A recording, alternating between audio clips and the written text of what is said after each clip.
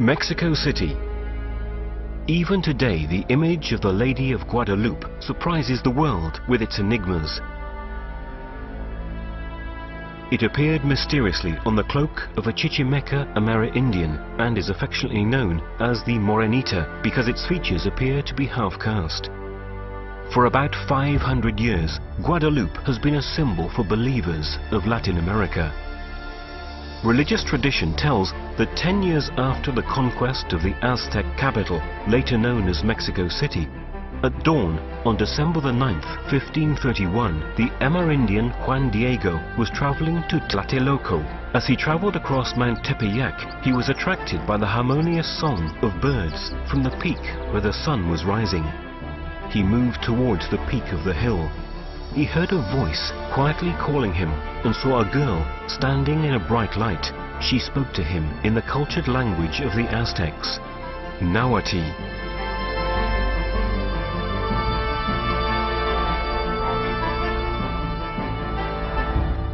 Juan Diego, sin te ruego, te suplico. Juan Diego, please, I beg you, I am the Virgin Mary, the mother of the true God for whom all live, the creator of men, Lord of the heavens and the earth. Go to the bishop, tell him that I want a little house here in the glade, to honor him who is love, tenderness, compassion, good, peace, truth, justice. Juan Diego raced to the bishop, but obviously it was not easy for him to obtain an audience.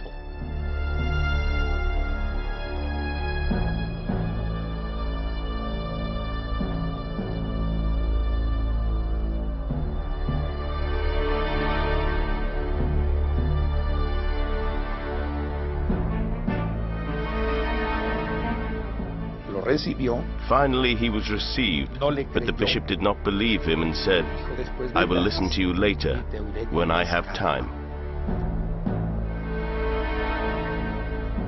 So Juan Diego, disappointed, returned to the mountain.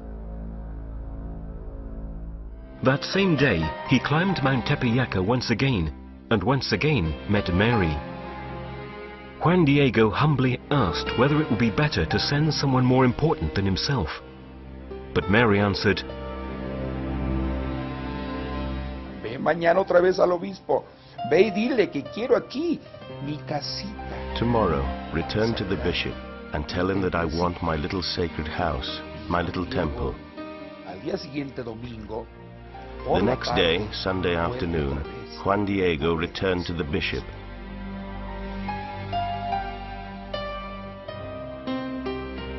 Who did not believe him and said, bring me proof, a sign, so that I can believe that it is truly the Lady of Heaven who sends you.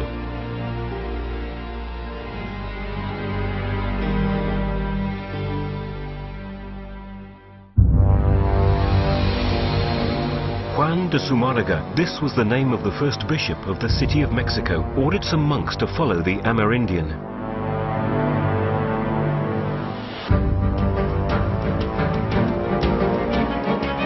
The monks followed him for some time along the path through the woods, but they could not keep up with him, and finally, inevitably, they lost sight of him.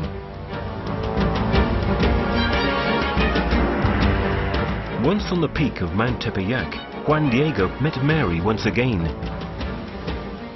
When she heard from the poor man that the bishop wanted proof, Mary asked Juan Diego to return the next morning when she would give him a sign to show to Zumarraga. However, Juan Diego did not return the next day. In fact, he had to go and look for a priest, fearing for his uncle, who was seriously ill.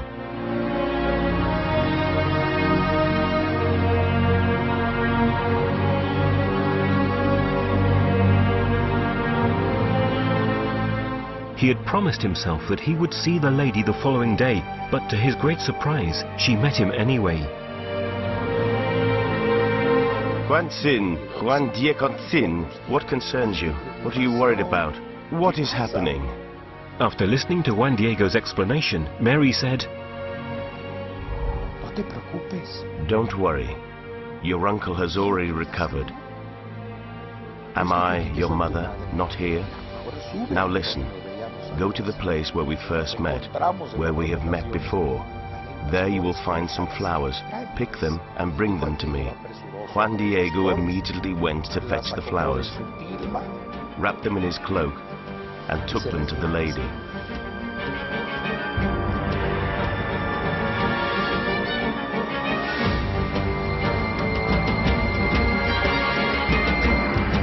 Who, when she saw them, touched them, and arranged them and said, "Go to the bishop and give these flowers only to him, and say that this is the sign that the Lady of Heaven has sent to him." It was late on the morning of December the 12th when Juan Diego ran back to the bishop to take him those wonderful Castilian roses, which had never grown on Mount Tepeyac, especially in midwinter. When he reached Zumarraga's palace, the Amerindian had to wait a long time before he was received.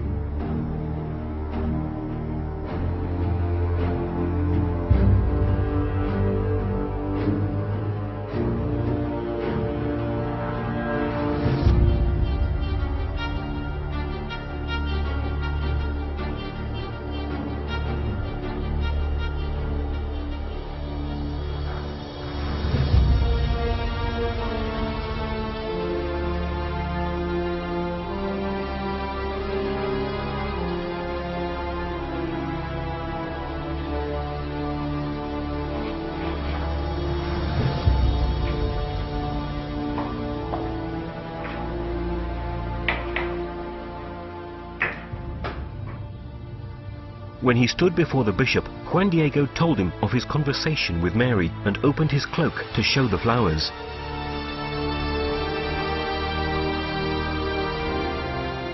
At that very instant, on the poor material of the cloak, an image of Mary appeared. The bishop and all those present fell to their knees before the miracle.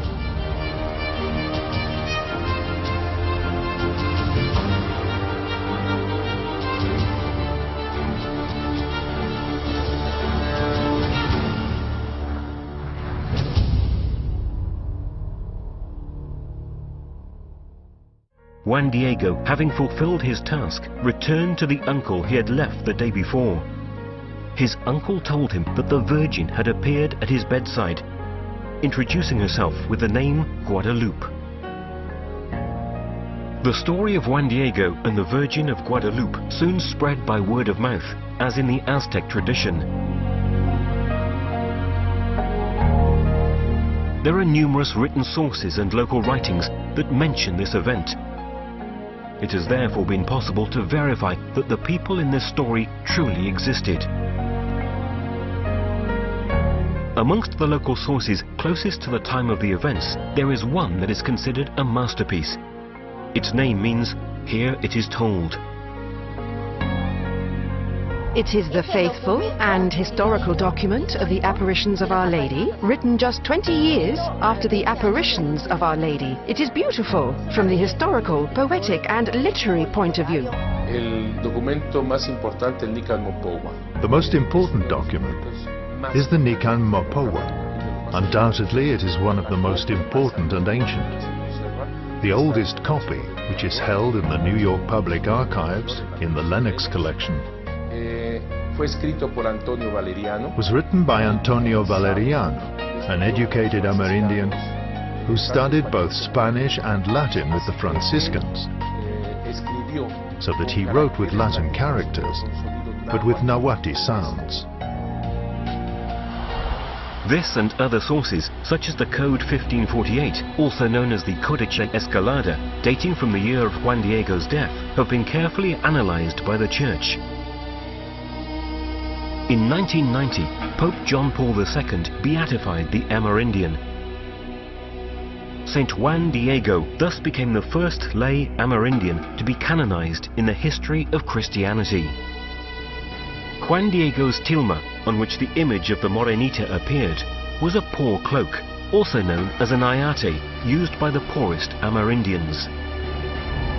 They were very long woven cloths that the Amerindians wrapped themselves in. At times they slept on the ground and covered themselves in the cloth, or they used them to carry goods. They wrapped the things they bought at the market in them. They were rough cloths with many uses. This cloth was woven on a belt loom about 50 to 55 centimeters wide. San Diego's ayate was formed of 3 pieces, and the image formed on 2 pieces. So we can see the joint between the 2 cloths and the seam that runs vertically through the image. Se hizo un estudio en el Instituto de Biología de la Universidad. In 1946, the Institute of Biology at the Autonomous National University of Mexico studied the cloak, confirming that it was made from agave fibers. The ayate was certainly not the typical canvas used for paintings. Miguel Cabrera, uno de los grandes pintores del siglo XVIII, dice que era... Miguel Cabrera, an 18th century artist, stated that it was absurd to think that an artist would have used such a rough canvas made up of 2 pieces. When various canvases were joined for a painting, the seam was hidden. It was unthinkable that the painter should leave a visible seam. So, how could an agave canvas, which is very fragile, be preserved for such a long time? It is necessary to treat it continually, to fight the parasites that attack it.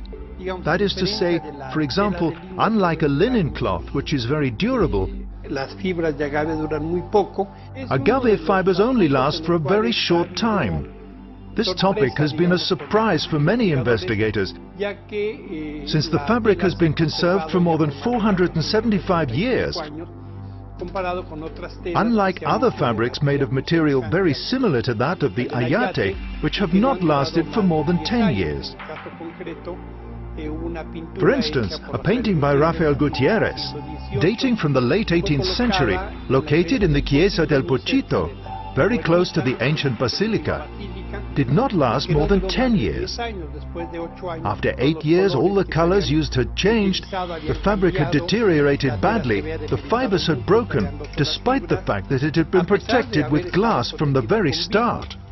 The entire setting in which the ayate was kept encouraged decay and deterioration of the fabric, since the environment was quite damp and full of saltpeter.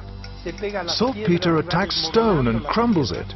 The original image remained almost 120 years without the protection of glass. It is therefore a surprise that this fabric, so fragile, should have been preserved. Special measures to protect it have only been taken in recent years.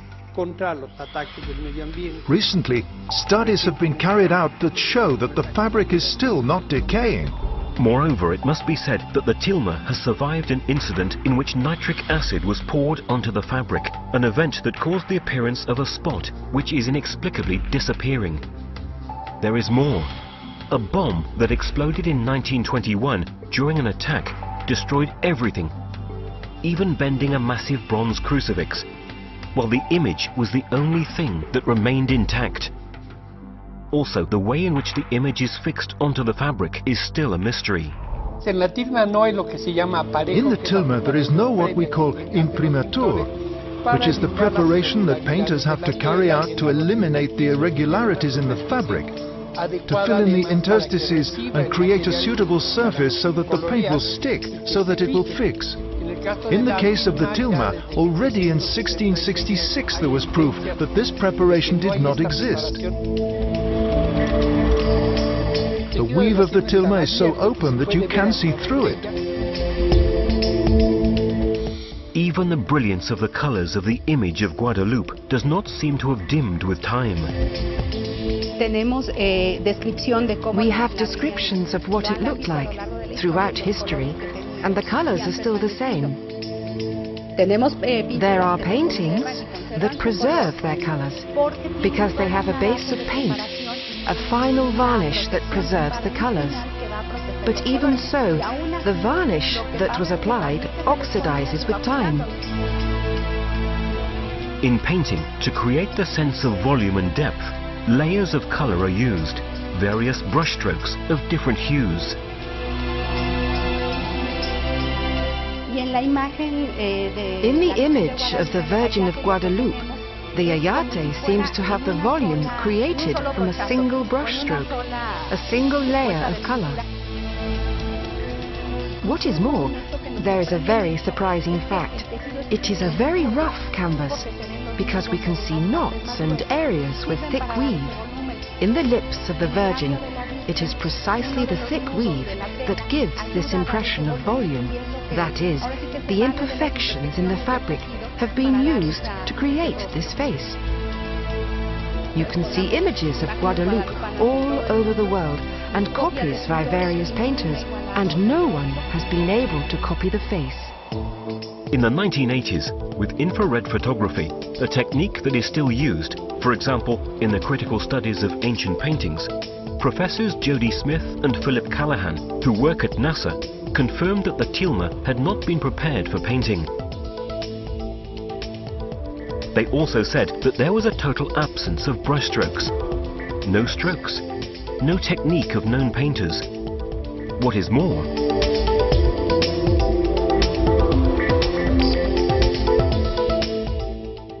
Dr. Callahan concluded, following his studies, that it was not possible to determine the type of pigment. Le sorprende la conservación de los pigmentos después de tanto tiempo. In fact, he was surprised that the pigment had been preserved for such a long time. He was also surprised by the fact that the tilma did not show any damage caused by the smoke and the light of the candles that were used. Callahan's discovery confirmed the results of previous chemical analysis of the tilma. También se ha podido ver a través de estos estudios que in particular, through a study carried out in 1936 by Dr. Richard Kuhn, a yellow fiber and a red fiber of the ayate were analyzed. Kuhn could not determine whether the pigments were of vegetable, mineral or animal origin. Nor has it been possible to explain the preservation of the pigments, which after such a long time appear so natural. This is not true of many copies. Dr. Kuhn was an expert in his field. He received a Nobel Prize for chemistry, and he understood the chemical composition of acids, pigments, tinctures, and bases. Smith and Callahan stated, however, that parts of the image could have been added at a later date, such as the rays of the sun, the stars on the cloak, and the moon under the Virgin's feet. But in that case, how can we explain that all the copies of the painting, even very close to the time it was created, show all the elements of the original image? One of the most ancient copies, certainly realized prior to 1571, is held in Italy, in the province of Genoa.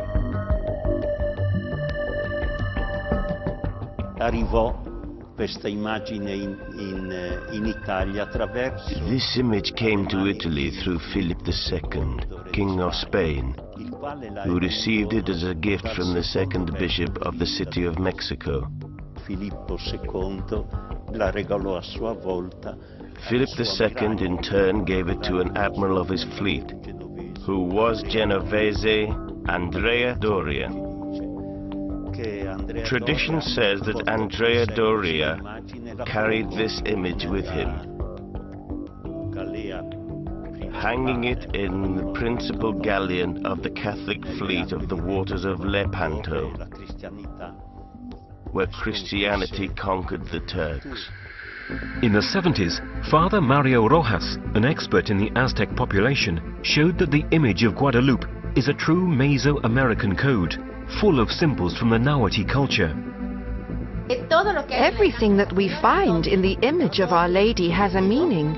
The colors of her garments represent regality, the blue turquoise color or the jade, which was much more valuable than gold. The pinky color of the gown symbolizes the aurora, meaning that the Virgin, with her apparition, announces the birth of the Son of God. Also, in the color of the aurora, she carries the cerro flowers. There are 3 types of flower. In the Mexica signs, the most important is the Naui Olin flower. It has 4 petals with a center. The 4 petals represent the cardinal points, that is the eternal movement of God, the center of the cosmos. This, for the Mexicas, meant that it was the most important thing that she had, as if she was saying, I am carrying the God-child, the Sun-child, so that he can be born here with you, so that you can know him. And they understood this perfectly with the Naui Olin flower. Even the shape of the flowers on the Virgin's garments has a precise meaning. The cerro flowers are called this because they have the shape of the mountains. This is how the mountains were shown on the maps, what they look like with little pointed peaks. And with this, she wanted to say Tepeyacatl, peak of the mountain, or pointed mountain. Father Chavez exalts the most important meaning of these flowers, that all the native people called floricanto. Si la señal para el obispo son las flores, the sign for the bishop was the flowers. In a land like the Tepeyac, arid, dusty, salnitrous, where there was no life and yet flowers bloomed, while for the native peoples, floricanto meant truth. The sign, therefore, was much more potent, much stronger for the native mentality than for the Spanish. They said, I can't see the root, but I understand that there is life in the root. So, the sign that the Virgin was sending to the bishop was the sign of truth. The Amerindians understood all this because it was part of their life, their culture. They understood perfectly that not only was that figure noble, but also that she was an empress, because only the emperor, Moctezuma, could use the azure cloak, which meant the sky dotted with emeralds. That is, it became a turquoise color. It also meant that she was a mother, because she was pregnant with the omnipotent God, since the four-petaled flower was present. That she was a virgin, like a maiden, because of the loose hair combed down, which meant virginity. So the Amerindians saw in the hair virginity, and in the belt maternity. In fact, in the Aztec culture, when a woman was pregnant, she wore a dark purple ribbon around her waist. A mystery also lies in the stars on the cloak. Dr. Juan Homero Hernandez Yescas carried out a specific study in cooperation with two doctors in astrophysics, Canto Io and Armando Garcia de Leon of the Autonomous National University of Mexico. The researchers began by calculating the date and the position of the stars corresponding to the winter solstice of 1531. In fact, they knew that for the Aztecs, the winter solstice meant the birth of the new sun, the light that rediscovers strength and vigor, and it was therefore a very important moment of the year. The scholars discovered that in 1531, the solstice occurred precisely on December the 12th, the day of the miracle of Juan Diego's tilma. It is interesting to note that the winter solstice should have taken place on the 22nd instead of on the 12th. The astronomers of the Mexico Observatory have said that the solstice occurred on the 12th because we had not yet changed from the Julian calendar to the Gregorian. This occurred 50 years later. As the Nican Mopoa tells, the miracle took place in the late morning. We must remember that at this time we cannot see the stars, so what we do is simply reconstruct the position of the stars in a planetarium. In observing the constellations that could be seen at that time in the territory of the Mexico Valley, Dr. Hernandez discovered something surprising. The sky coincided with the stars present on the cloak of the Virgin. On the left-hand side of the cloak, we see the southern constellations, 4 stars that are part of the Ofiuco constellation. Below, we can see Libra, and on the right is one of the stars of the Scorpion. At the height of the arm, we can see 2 stars of the Lupus constellation and the tip of Hydra. Lower down is the slightly inclined quadrant of the Sagittarius constellation, and we can perfectly see the Southern Cross. In the lower part, solitary, shines Sirio. On the right-hand side of the cloak, we can see the northern constellations. On Mary's shoulder, a fragment of the constellation of Borte. Then, moving downwards, there is a perfect representation of the Great Bear constellation, surrounded top right by the Chioma Berenice. and below by the Canes Venetici. On the left, Thuban, the brightest star of the dragon constellation. Below, 2 stars that form part of the Great Bear, and at the bottom, 3 stars from Taurus. There are some difficulties because, as you know, the sky is concave, and when it is flattened out, it takes on another shape.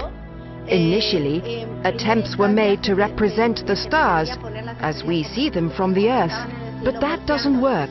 In fact, it is as if it were a mirror. The stars on the Virgin's cloak exactly reproduce the position of the constellations at the time of the apparition, but looking at them from space and not from Earth. Even the moon, present in the image, corresponds to its astronomical position in the sky on December the 12th, 1531. When Our Lady appeared in the winter solstice, the moon was in its first quarter. This is also stated by Gutierrez de Bon, explaining that Mexico means navel of the moon. The image of Our Lady herself is a code. Code is a book in which there are no letters, but only drawings, each with its own meaning. If the gown is the plan of the earth, then the stars on the blue cloak are the plan of the heavens. The cultures that developed in Mesoamerica were closely linked to the observation of the sky, observation of the stars. In fact, they even determined the synodal cycle of Venus, Mars and Jupiter. And they managed to observe the movements of the heavenly vaults. The people were permeated by all this astronomic activity. This made it possible, for example, to set the dates of religious festivities or civil activities, and obviously the sowing and harvesting of crops. They determined the astronomical cycles of the conjunction of the planets. They constructed a calendar that can be seen as a lunar solar calendar. That is, it was related to the cycle of the sun, of the moon, and with the cycle of Venus. The year 1531 must have been a very special year in the complex Aztec cosmogony. In fact, the winter solstice was registered under the conjunction of the Sun and Venus. An astronomic event registered every 104 years of extraordinary importance for the Aztecs, since it meant the start of a new era. So, the Aztecs had already foreseen that a new era would start in that particular year. El calendario de piedra, el calendario solar, el calendario de los... The stone calendar, the solar calendar, the Aztec calendar, shows that a new era begins in the 13th house Caña, corresponding to 1531. In 1521 there was the Conquest of Mexico. It was a terrible, horrendous time for the native people. Not only because they had been overcome in war, but also because they already knew, according to their religious concepts, that the 5th sun, that is to say the sun, the historical period, the era in which they lived, was coming to an end. Both in the image of the Virgin and in the story of the apparitions, we find various references to the best-loved divinity of the Aztecs, the goddess Tonantzin, whose festivity was associated with the winter solstice. Tonantzin, the mother of all the gods,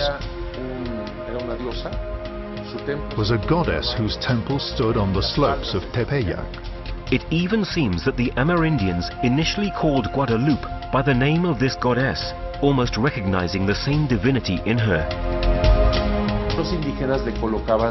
They gave her a native name, Tonantzin Guadalupe.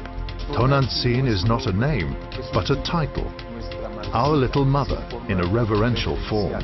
So, who can have painted this image, which represents a perfect synthesis between the Christian iconography and the Mesoamerican culture? Who, just 10 years after the conquest of Mexico, could have such a profound understanding of the two worlds? Moreover, who could have translated this knowledge into a masterpiece of harmony, such as the image of Guadalupe? The studies of the image of the Morenita have shown that the painting respects what is known as the golden section. a harmonic correspondence between the individual parts and the whole, between the spaces and the volumes, well known to the Greeks, and which can be translated into the golden ratio, 1 to 6.18, present in nature, in man, in the galaxies, and even in music. Initially, my husband took as a reference point the seam down the middle. Beginning from this, he found a perfect square, and from here, using a compass, he found another smaller part, which is a rectangle. The total, A plus B, that is the square plus the rectangle, gives us the golden or perfect ratio. In 2008, a mathematician called Fernando Ojeda Yanis, beginning from Pythagoras' studies of mathematics and music, made a sensational discovery. Using the golden rectangle of the image as a starting point, the mathematician obtained a pentagram, realizing that the symbols of the gown and the stars of the cloak fitted perfectly, like pauses and musical notes. The result was the discovery of a genuine melody in the figure of the Virgin of Guadalupe.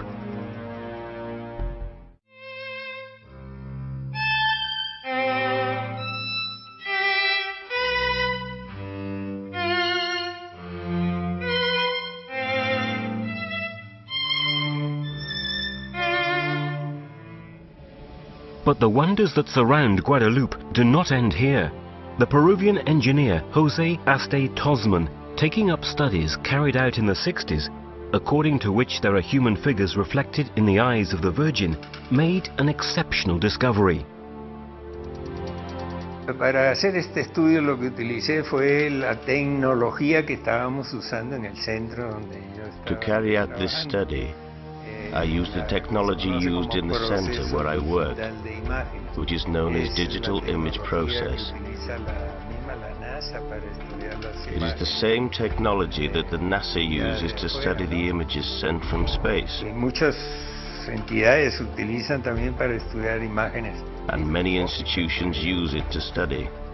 For example, microscopic images. At the time we were working on the satellite images of Mexico. For most of the images I used little squares of pixels,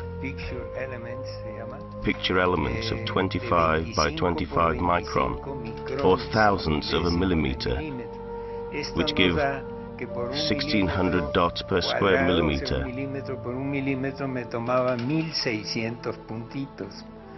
Las ampliaciones fueron hasta crecido 2000 veces.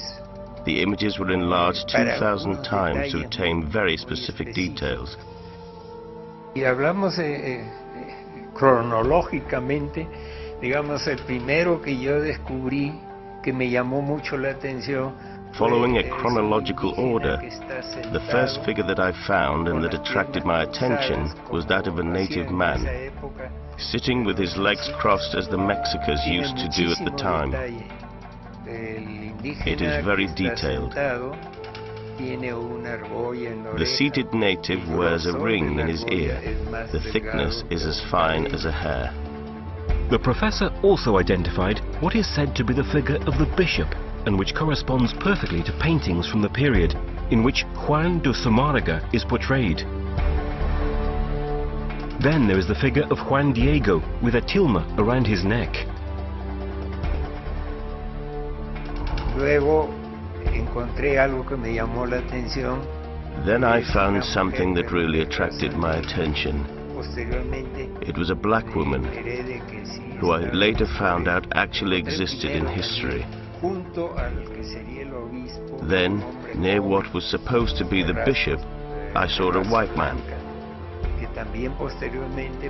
I later came to know that he could have been an interpreter. We know that Zumárraga needed an interpreter. When he spoke to the natives, we know his name.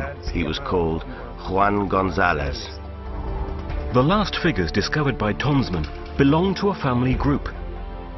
Mother, father, 2 children, and another pair of adults, where the woman is carrying a child on her back. Altogether, there are 13 human figures to be seen in the eyes of Guadalupe.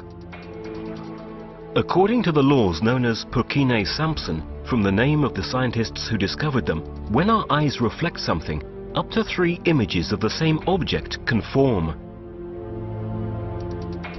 Cuando miramos algo, nuestras córneas, When we look at something, our corneas behave like 2 mirrors. They are 2 crystals that reflect what is in front of us. There is not the same image, the same dimensions in both eyes, because they are separate. In fact, that is why we can see in 3 dimensions.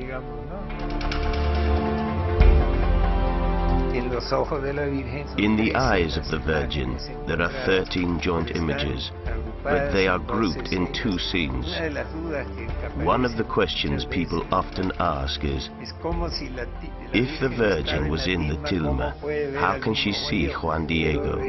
This is very interesting, because if we analyze the tilma very carefully, we can clearly see that there is no image of the Virgin.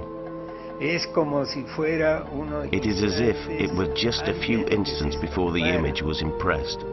So, the theory is that the Virgin is looking from in front of the group, invisible.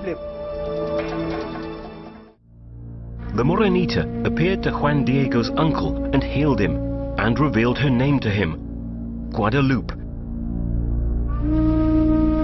But Guadalupe was a very well-known name in Spain, in the region of Extremadura. In fact, it is linked to another apparition of the Virgin, which has its roots in the period in which Luke, the evangelist, was writing his Gospel.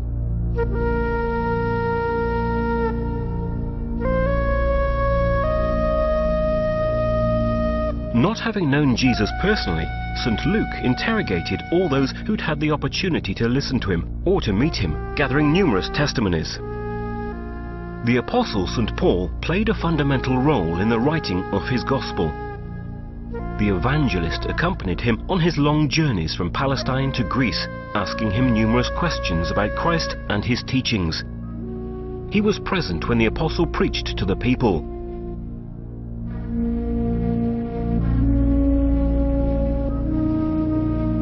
But above all, the Gospel of St. Luke gives the faithful reconstruction of the stories about the true protagonist of this incredible story, Mary. During their long conversations, she confided to him many details of the life of her beloved son. His childhood, the first sermons. St. Luke carefully noted her words, listening devotedly. That is why his work is also called Mary's Gospel. Apart from being an evangelist, it is said that St. Luke was a doctor and an artist. The Virgin was the subject of many paintings and sculptures attributed to him. It is precisely from one of these works that the incredible story that brings us back to the Virgin of Guadalupe in Mexico begins. It is a little statue portraying the Virgin and Child that was placed beside the body of St. Luke when he died in Thebes. So, how did this artifact from Greece arrive in the Extremadura region of Spain? It is said that the statue was carried from Thebes to Constantinople, together with St. Luke's coffin, on the orders of the Eastern Emperor Constantius in 357 AD.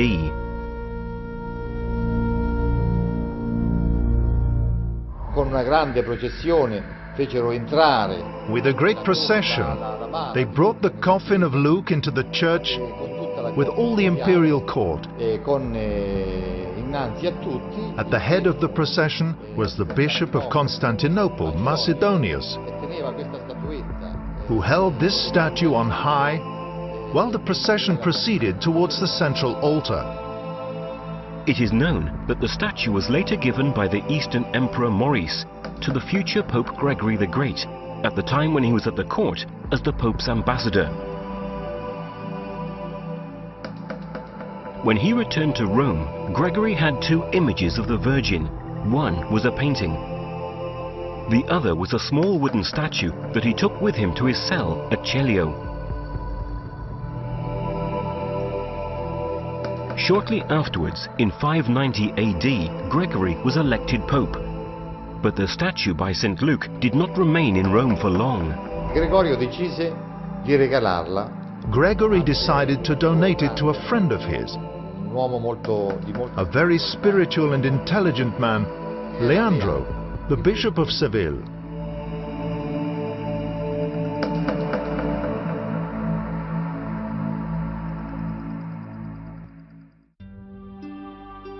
The statue remained on the high altar of the cathedral in Seville for about a century, disappearing during the Arab invasion of Spain.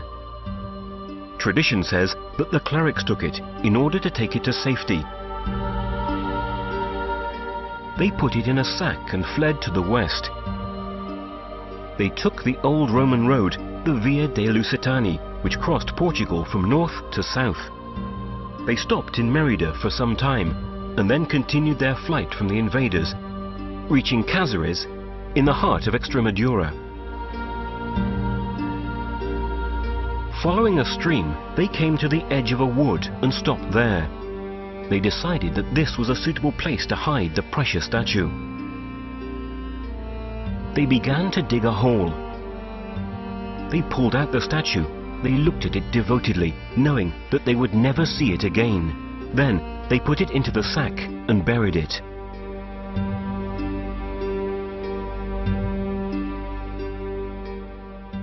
Di questa statuetta logicamente non si seppe più nulla. Obviously nothing more is known of this statue, but traces of it have remained in the popular legends of the area, with the people of the area. In fact, they told strange stories, stories that grandparents told the children beside the fire during the winters. They told of a treasure hidden in the woods. For 600 years, the little statue by St. Luke was forgotten until the summer of 1329.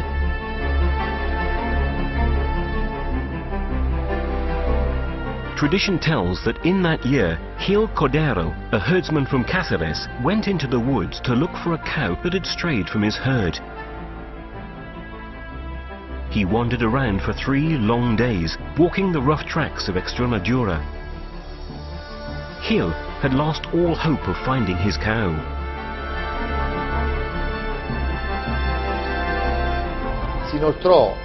He walked along this stream, which was now called Guadalupe, because the Arabs had called it Guadalupe.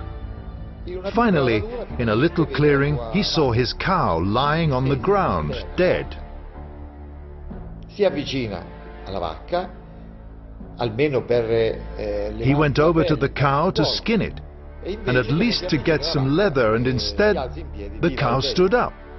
It was alive and kicking. Just at that moment, in a blinding light, appeared the Holy Virgin. Mary asked the man to bring the local priests to the clearing and to tell them to dig in exactly the place where the animal had lain, revealing that they would find a wooden statue of her to be venerated. Distraught, Gil ran towards the village, and the next morning, when he arrived home, he told his wife what had happened. His wife, relieved that her husband had returned, told him that their son, who had been seriously ill, was now better. Gil went with his friends to announce the incredible fact to the priests of the village. Insieme vanno dai preti, raccontano quello che Together they went to the priests, and they told them what the Virgin had said, emphasizing above all the phrase that the Virgin had pronounced, "May a small house be built here, where the poor who arrive must be given at least 1 meal a day." I preti vanno nella zona dell'apparizione. The priests went to the place of the apparition, and when they dug, in effect they found the wooden statue sculpted by St. Luke. Right at that spot, near the Guadalupe River, the first hermitage was built, which soon became a place of great devotion and residence for the very poor.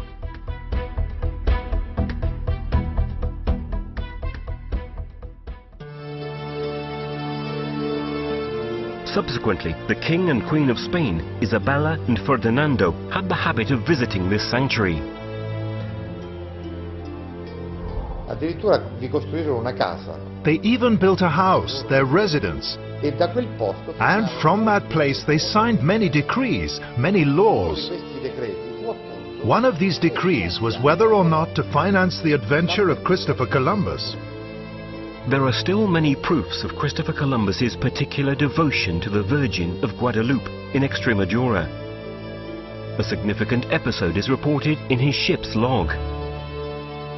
Al ritorno dalla scoperta delle Americhe, la nave... On his return from discovering the Americas, Christopher Columbus' ship ran into a terrible storm. In this tremendous moment of fear, Columbus gathered the crew and swore that if the Virgin Mary saved them from this terrible storm, some of them should make a pilgrimage to sanctuaries in Europe. Columbus kept his promise. He went to the sanctuary of the Virgin of Guadalupe in Extremadura. Cortés also came from the region of Extremadura, like many missionaries sent to the New World. This suggests that it was the Spanish who gave the name of Guadalupe to the Mexican Virgin. Nevertheless, there is proof that the Spanish and even the Franciscan missionaries did not want the Madonna who appeared in Mexico to be called Guadalupe. On the other hand, at that time, the two peoples were still far from knowing and understanding each other.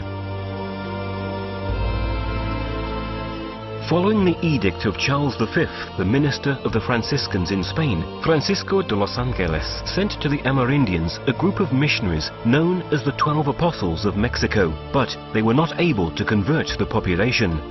I primi anni dell'evangelizzazione furono anni molto difficili. The first years of evangelization were very difficult. The 12 Mexican apostles could not understand the allegorical significance of the statues, which seemed to them monstrous, diabolical.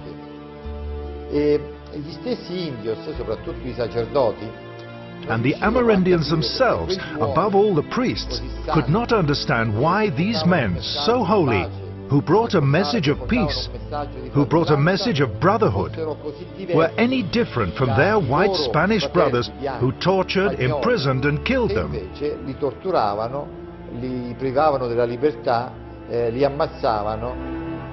Evidently, a similar evangelization was impossible, titanic. Just think that before 1531 there were 35 Franciscan missionaries, only a few Dominicans and some diocesan, not more than 50 people altogether to evangelize around 23 million natives. What is more, we know that the Spaniards were a terrible example. They killed each other, they stole from each other, and they committed the greatest and most serious injustices. Zumárraga himself was the victim of an attack by the terrible Primera Audiencia, the Spanish government of Mexico, and he wrote to King Charles V, telling him of the tragic situation in the colony.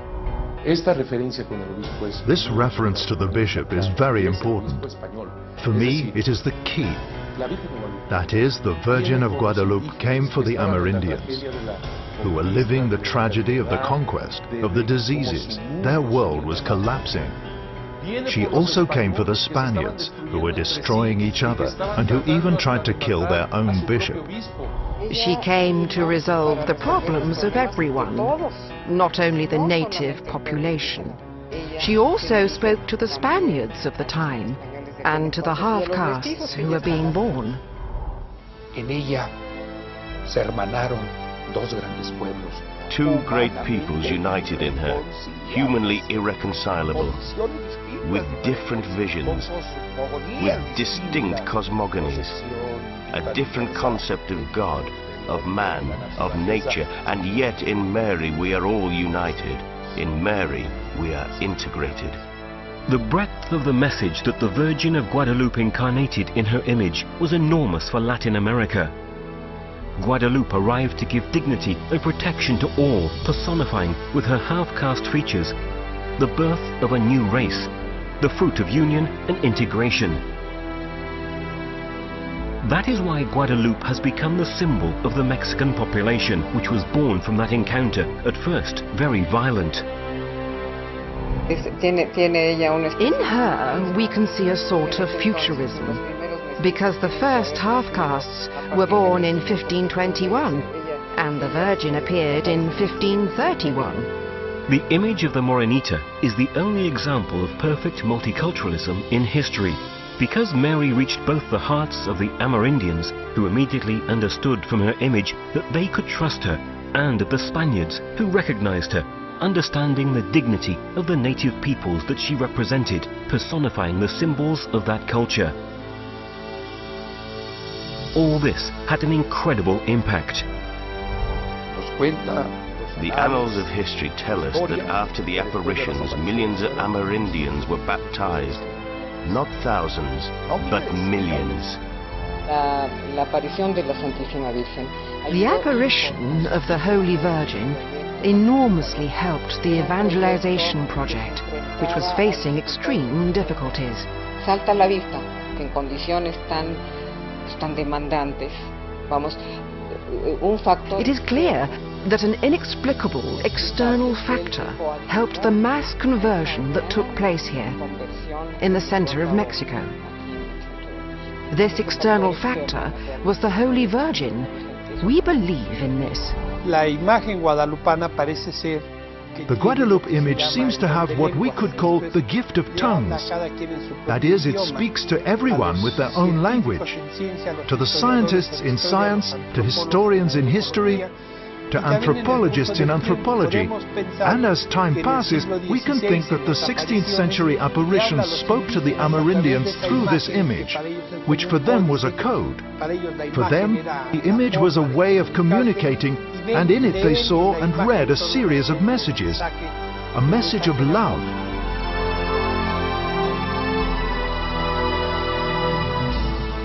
And that is how the cloak of a poor Amerindian with exceptional characteristics changed the history of the peoples of Latin America.